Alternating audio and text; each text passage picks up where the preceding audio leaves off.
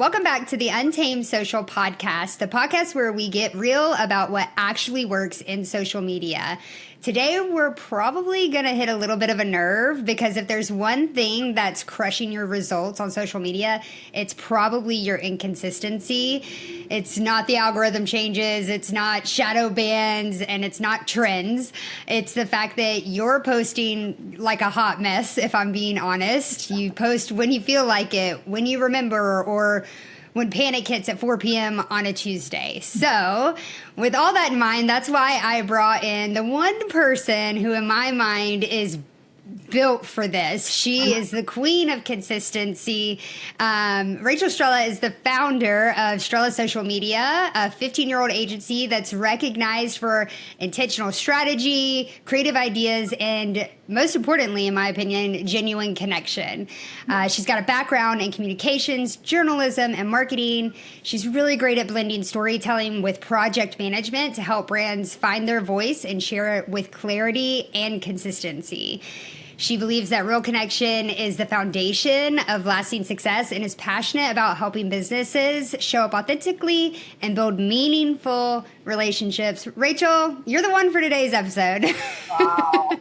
Thank you so much. This is awesome to be on this side of the table. I know. I told Rachel before we started, it's kind of weird to have her like on as a guest because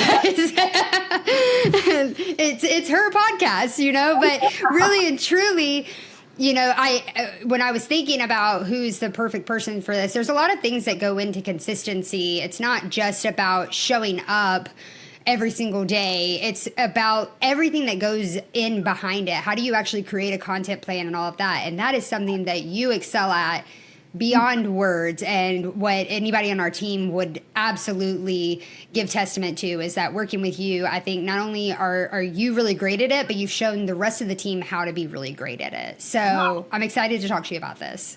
Thank you. Okay, so with all that being said, you've successfully been building Strella social media for 15 years. When you think back on it, what role do you feel like consistency has played for you with the longevity of your business, but also for your clients? Okay. So I've been blogging for 15 years and blogging like every week for 15 years. And over time, I mean, there's so many things that's done for me. My search engine rankings, my page rankings, like organically, you couldn't break through that kind of thing now, having done that every week. But also like on social media, I hear people say to me all the time, like, oh, I see you constantly on social media. And I'm like, really? They never engage with me. But it's proof that, you know, showing up counts, even though they aren't engaging. So that consistency is crucial. But like people, they need to know what to expect. And, you know, when you're not showing up, they know something's like off, they notice. And the best clients they work with, they understand that and they actually see the results. I mean, we were just talking about this, you know, with the client that we were working with and you were consulting with. You know, they were posting like 5 times a week and they went from like 5 to 27 and all the results started to happen. Being consistent, showing up regularly. It's just the magic happens when you show up consistently and regularly. And we've seen it again and again. And it's not even as much as like how often you show up as like just showing up on a consistent basis. Yeah, like you said, giving them something to expect. And it's funny that you brought up that like people do notice. If you're consistent for a little while and then you go away, people notice. I experience this all the time. You know, I've got 2 different TikTok pages and typically I focus on one at a time. I'll take 6 months and focus on one and then I'm gone. And then I go to the other one, which isn't what I should be doing. But the truth of the matter is I get comments all the time like, where are you? We haven't seen you. Are you okay? Yeah. So, and maybe this is a question for me personally too, with my own personal TikTok accounts. Why do you think it is such a struggle for brands to stay consistent on social media? Well, so from the business perspective, I mean, I'm just looking at it from this perspective for a second. Running a business is a constant juggling act, you know, and so the reality is like, well, things are going to get pushed, and usually marketing always gets pushed. It's a non-urgent thing. And in a personal life, same thing. Like you've got kids, you've got work. So, the stuff that's just not urgent is going to get pushed, and that's just the reality of it. Running a business, what we do as social media professionals, when our customers need something, when somebody calls off, when there's just a day-to-day of business, things get pushed. It's unfortunate, but it's the reality. Consistency is so crucial to success. So it really is. I mean, and I see it on I go away from TikTok and I come back to that account, and having 100,000 followers, you would think, okay, I could jump right back into it. But the truth of the matter is, my audience has forgotten about me. I'm no longer top of mind. And now the algorithm is like, what do we do with you? Now we got to start from the beginning. And so it's a real struggle. And I find myself in this position, and I'm sure I know a lot of other brands are like this because we've worked with them. They are now in a place of reactive posting. So when that happens, how do you help brands shift from that reactive posting to being more proactive with their planning? This is $1 million question. So, all right. First, they kind of have to want to do it themselves. And that is like a mindset shift entirely. There has to be some sort of motivation. I look at it like exercising. You can buy gym equipment or you can get a gym membership. But if you are not motivated to work out, like you're not going to do it, So you have to start with that. And I feel like with our clients, we're kind of cheerleaders in a way. We kind of have to educate them, get them motivated, get them going. So that's kind of like step one is having them understand the importance of this consistency and having to be proactive first. Then the creation of processes, my favorite thing of all. Yes. Because we really want to help simplify all of this for them. And they can get so overwhelmed by what to post, when to post, that they stall. They're just not doing anything.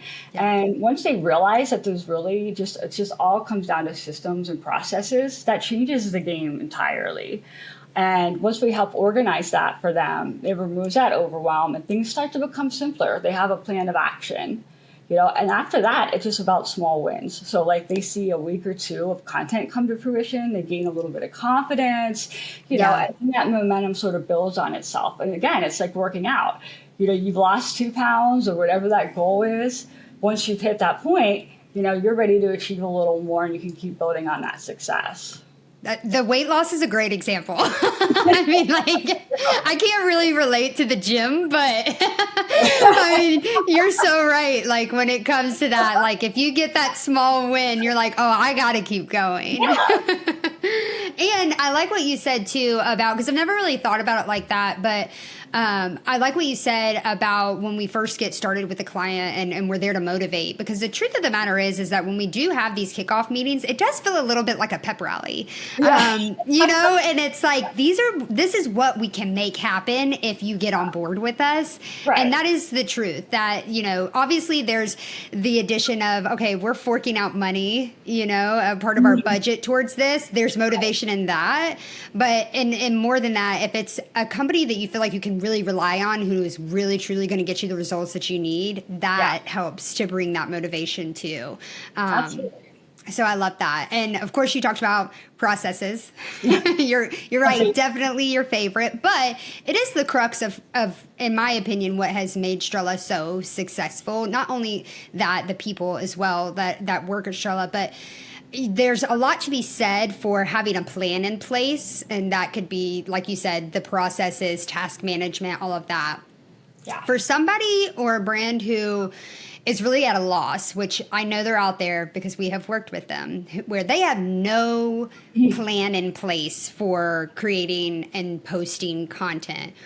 What is your go-to system for planning content? Can you kind of walk us through what that process looks like from ideation to publication? Okay, yeah. So this is what we do. This is what we do for our clients, for us. So that to me is my favorite question. So, I mean, the first comes like the content planning process. That's the brainstorming, the raw outline. And you can do that like a month at a time, a week at a time, but that's the fun part where you have like the bank of ideas of what the content should be. And that really goes back to the strategy, the goals, whatever that is. But you're just planning like, what could I be posting on this time, this day, whatever. Then you break that process down into the pieces. So then comes the assets. So whatever the photos are, the videos are, you've got to create the creation process. And that's probably the thing that is the most challenging for people, really. Mm-hmm. I got to take a photo, I got to get on video, and that's where the cheerleading part comes in again. But once you get past that part and you've done it a little bit, you get over yourself, fear of being on camera or whatever that is. And then you have the copy, of course. So got to write something that goes with it, or message, hashtag, whatever that is. And then you should have proofreading or editing. Not everybody does that, but I highly recommend it. And then you have your posting and scheduling, and then it's rinse and repeat. But that's pretty much the planning process. Within that process, you should also have tools. You should also have, a strategy that's built around that. You should also have, a team of people that maybe help you with that. But there's so many different things and layers that we'll probably unpack a little more of in this podcast. Yeah, well, and I like how you mentioned every piece of what it looks like. And what I think that is important to note, because a lot of times it can feel overwhelming, like hearing you list out every piece of that. Like, it's like, I don't want to do that. But what people need to realize is that, like, for Strella, we don't do all of that in one day. We literally break it down into pieces. So the first day we're doing the editorial planning and brainstorming. The very next day we're creating the assets. Then the next day we're doing the captions, so that it feels less overwhelming. And I think that makes a really big difference, especially for teams who are doing it on their own. If you're doing it all in one day, especially if you're doing 5 to 7 posts a week, no. Great point. Yes, this all comes down to processes again. Like once you have a system in place, this is so much easier and less overwhelming. Yeah. And you also mentioned, like having specific tools that are important to help you get there too. What tools or templates do you feel like have made the biggest impact in your ability to stay organized? Okay. Okay. I'm going to say there are some basic tools that everybody probably already has access to that are free, like Google Docs, or Google Sheets. And that was something that we actually used for a long time with our clients. It's easy to share. So you want tools too that are going to be easy to share with your team or whoever else you're working with. As a project management person, I absolutely love Trello. But I'll also say Trello is probably best for smaller teams. Like if you're talking maybe 10 people or less, because once you get above that, it starts to get a little more expensive and complicated. We recently moved over to Notion. We moved from our editorial planning over to that. And I love Notion because you can put your assets in there. It's really easily shareable. So definitely Notion is up there as a tool. I'll also say, like, when you're talking about tools, one thing you want to keep in mind is that you want a tool that has a way to communicate within it. Like with Trello or Notion, you can tag other people and have a conversation, and that's really important with the processes that you're doing, because when you're working on these pieces, you don't want to have people in there that don't know where things are in that process, because that's going to be sort of a bottleneck. So with the tools, you want to have a communication kind of built-in process, and most of these tools do it. Even with Google Docs, you can easily, tag somebody in there and make a comment. But I say those are some of my favorite tools. Yeah, well, and I like that you mentioned both of the options of, if you're looking at creating a content calendar, like she said, we did use Google Docs and Google Sheets for a long time, and it worked. I mean, it wasn't a bad thing. But for us, I think that if you're doing it internally yourself, then that is absolutely an option. For us to have clients to view something, it made more sense for us to go to Notion, pay the premium for it, and actually have something that our clients can go and look at. They can comment themselves. You're exactly right. I think that those are our most essential tools, and it just makes things so much easier. And I also like to mention that, when Rachel mentions Trello, we use that for task management. So that is our internal company tool that we use and platform so that we understand daily what our tasks are, and we keep track of it that way, whereas Notion is really built for the client, their editorial calendars, and communicating with them that way. So I agree completely. So if you're thinking about planning, I think there's often this misconception, especially when we get clients who maybe don't have a very strong understanding of social media, where they think, okay, if you have a content calendar, then that's your strategy. It happens a lot. Can you kind of talk about the difference between content like planning and strategy? Like, how do those work together in your mind? What's the difference? Yeah. Well, you said it right there. You can have the best planning system in the world, but that's not necessarily a strategy. A strategy is your game plan for how you will accomplish a specific goal or whatever that task is. So in our case, for our clients, it's about their social media goals. So when you have a strategy, the planning is just really how you're going to execute it. Yeah. It's kind of like having a vision and executing on that vision or idea. So the strategy is really crucial. That's the big picture. The planning piece is just really how the nuts and bolts of how you're going to achieve all that. Exactly. Yes. And then the strategy, you have to have the strategy. You gotta have that, yes. And you have to have the planning. Yeah. Like they're both necessary. You can't have one without the other. Exactly. But a lot of people do. A lot of people will have the strategy without the planning aspect, or they'll have the planning aspect. Why they're not working? Exactly. So you're right. I think you absolutely have to couple the two together and have that understanding of the purpose of each.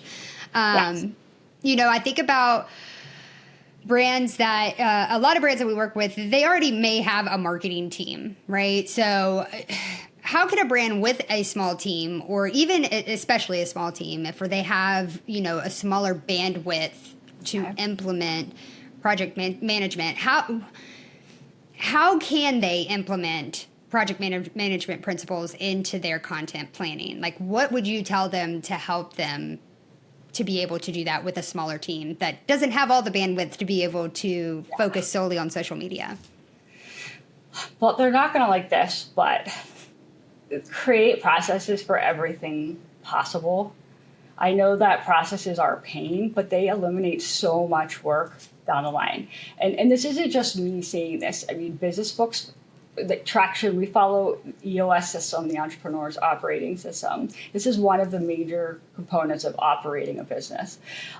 Processes are so key. Once they're done, except for maybe small tweaks as things change. Once they're done, finding the right tools then to manage those processes efficiently among the team.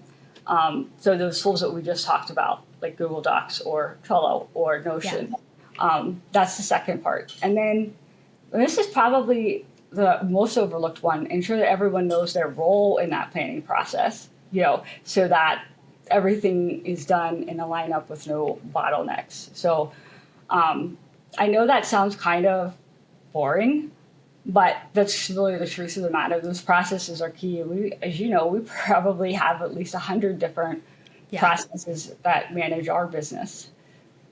Yes, and you're right. It's not fun. I mean, especially in social media, it's not fun when you have, platforms like Meta who are constantly updating. And it does require you to stay on top of them. But at the end of the day, if we have one person who's out, so say you do have a small team of 5 and you've got one person who's in charge of scheduling and they're out, and the rest of the people are like, I don't know how to schedule with Meta. You've got a process in place that they can follow, and it's a full guide, step by step, of how to do it. And you lose that need to have everybody learn everything. Yes. And it just makes things so much clearer, so much easier, in my opinion. So I'm glad that you mentioned that with the processes, because you're right, we have a lot. We have a lot. We do. So one thing that I feel like we come across a lot, and a lot of questions surrounding it is, right now with social media, trending topics, trends in general are really important. And when you are planning content in advance, in my opinion, it does make it a little bit harder to stay on top of trends and post at the right time to actually effectively hit the trend. Yes. And so how do you think you can balance that consistency with flexibility when unexpected things pop up or when trends hit? Yeah. Well, one simple way to do this is just to build pop-up or opportunity posts into the calendar. That way you can ensure you have that. And then but the thing that makes that work too is have a bank of evergreen content ready to go so that if that pop-up falls through, you can just replace it. Or, as much as like nobody wants to like reinvent the wheel, you could just continue having all of the content done. And if a pop-up arises, an opportunity arises, just go with it. You might have an extra post, but you want to make sure that you capture, that whatever that trend is or that thing. But the other thing to keep in mind too is that like you want to have that time in your schedule to deliver on that pop-up opportunity. So it's not just making sure you have the opportunity spot in your calendar, but that you have also blocked out time somewhere in your day for to create those things that might happen, because they are going to happen. So wherever every time 20 minutes that you say, okay, I've just got to make sure I have some time available because something might come up. Yeah, and that's a big thing too. And it's funny because yesterday we had a creative meeting, and Ella on our team, she's a big fan of The Bachelor. And yesterday morning they announced who the new Bachelorette would be, and I had seen it, and so I thought to myself, oh, I'm going to ask Ella. She's going to freak out when she hears who it is. So I I recorded it, and I got her being like, wait, they know who it is? Who is it? And like her full exchange with it. And I thought, oh my gosh, this is a trending topic right now. It's blowing up on social media that Taylor Frankie Paul is going to be the new Bachelorette.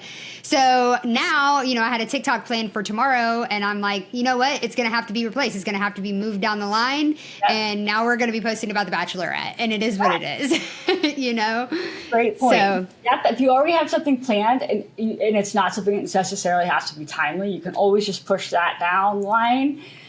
Great. And I love what you guys did, with the Taylor Swift proposal. Like, whenever you can jump on stuff like that, that's just so huge. You can always find ways to weave that into your brand somehow. I've seen people do it in every industry lately. It's great. Yeah. Every industry, whatever pop culture moment is happening, they find some way to relate it to their brand. And I like that you mentioned like leaving a spot open, because sometimes that is what we do with our own content at Strella, is we will leave a day open for a timely post, which could be like a social media platform update, or it could be something trending that is happening in pop culture that we want to highlight. So I like that you mentioned that, because it's definitely an option too, and it makes things a little bit easier. It definitely does. So, okay, last question. If someone is listening today and they're currently inconsistent on social media, what's one thing you would tell them that they can do today to start fixing that? Probably start small. Pick one channel that you can stick to and that you can commit to. And just stay consistent with that one for, I don't know, maybe say 30 days. Don't worry about being perfect. Just show up consistently, even if it's once a week, and build on that foundation from there. The rest will kind of fall into place after that, but just commit to that one channel and that consistency for a period of time. Definitely. If you took away one thing from today, let it be what you just said. Consistency is not about perfection. It's about preparation. She just gave you the blueprint, because planning, like we said earlier, isn't optional if you want real results. So whether you're a one-person show or you're leading a full marketing team, the foundation starts here with consistency. You have to stop winging it, and you have to start working it. Right? Rachel, thank you so much. I feel like you gave such great advice, and there's a lot that people can really take away from what you've done over the past 15 years. Oh, this was so fun. Thank you. All right. Well, if you like today's episode, make sure you give us a like and a follow, and we will see you next time. Bye. Hey, if you enjoyed today's episode and you learned a lot, imagine what you and your team could do with a fully customized strategy day. Our consulting boot camps are tailored to meet your biggest needs, whether that's boosting engagement, building content plans, or coming up with a brand new strategy. If you want to learn more, just hit the link below in the show notes.